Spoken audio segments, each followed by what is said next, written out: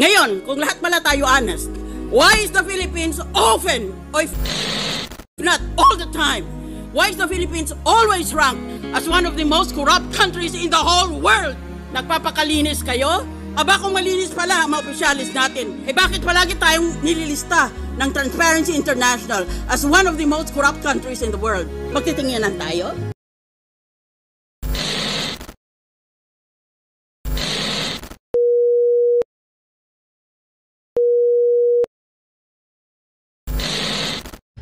Ito ba mga bangkista?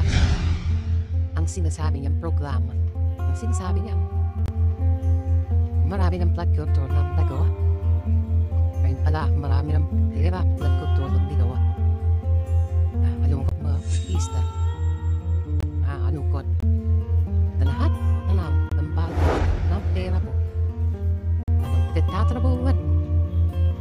May tax dito sa ultimo bisyo, sabi nila tax. Sige, video sa mga mahingin, no? At kayo may ambag, tambay ka man. Nagtatrabaho ka. May ambag ka sa gobyerno. Anong ginawa nyo?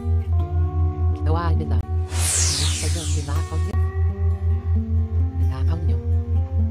Ang kalayaan namin mabuhay na payapat ligtas. Gawa mga Pilipinas. Patagal na panahon. Nagawa nyo na ano yung ibinabaod.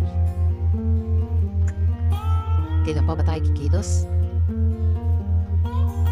Kailan ba tayo tatalaw? Tatahimik na lang ba? Mawabayaan. Sawawa ang mga anak mo. Sawawa ang magiging apo mo. Ang magiging apo ng anak mo. Ang magiging apo ng apo mo. Sawawa sila pag ninapigilan ng ganito. Sila masawata ang mga demonyo. Ang mga demonyong nagpapahirap sa ating bayan.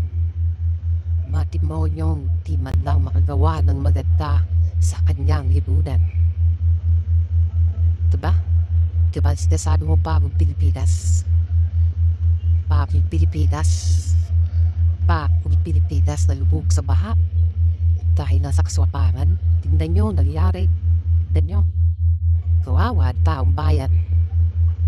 Kawawa